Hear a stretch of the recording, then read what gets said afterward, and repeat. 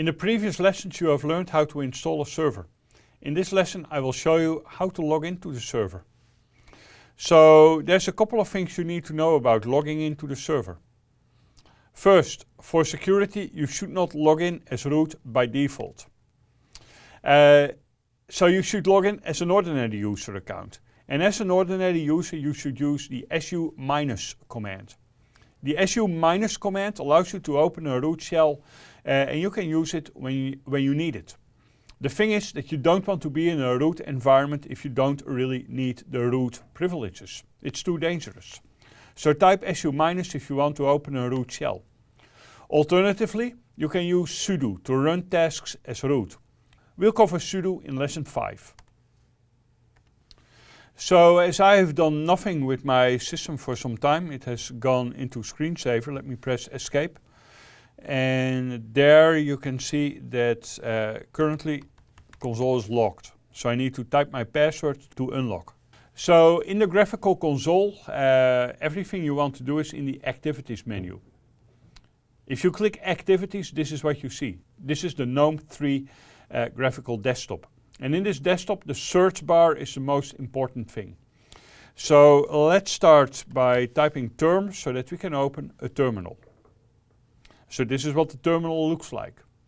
When you double click on the bar on the top, then it goes full screen. And let me use Ctrl+Shift+ to zoom in a little bit. There's one thing I don't like in this terminal, and that is the setting, because it's using white on a dark gray background. I don't like that. I would like to switch that, so I'm going to edit, and in edit I'm selecting preferences. Next I go to colors, and then in the built-in schemes I am going to use black on white. There you go. That is just giving us better readability, and I like the better readability. Then there's something else I want to change now that we are here, which is in activities. Again, the search bar, so that I don't have to go through all the different options. I need settings, and in settings I want to go to power, because I don't want to type my password every 5 minutes when it has locked my screen after inactivity. So in power you can see blank screen is set to 5 minutes, and I'm going to change that to never. And the result is that it's not going to blank and lock my screen anymore. And that's more convenient. So what we see here is a shell as an ordinary user. In this shell you can see that I'm currently logged in as user student. That's my login name. At localhost. Localhost at this point is the name of this server. We haven't really provided a name for this server. Next you can see the name of the current directory, which is tilde. And the $sign is the prompt for an ordinary user.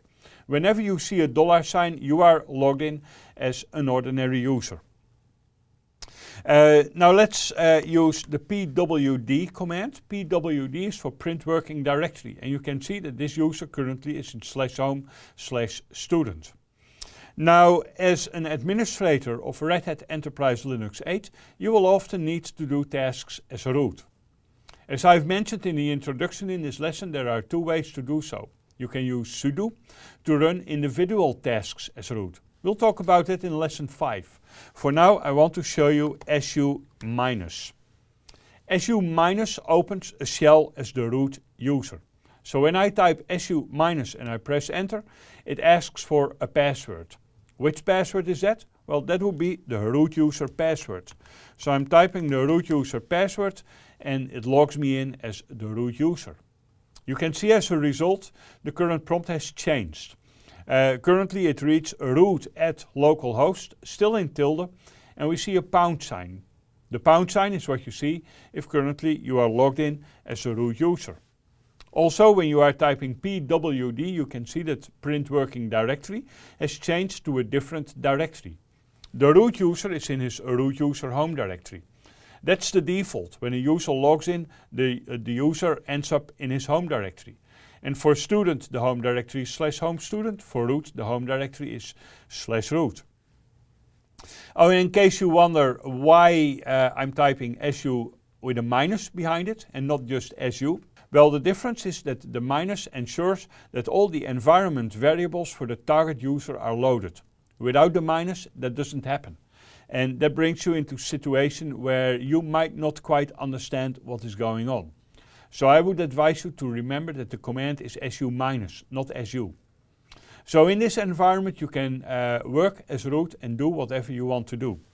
And the idea is that when you are ready, you can type exit.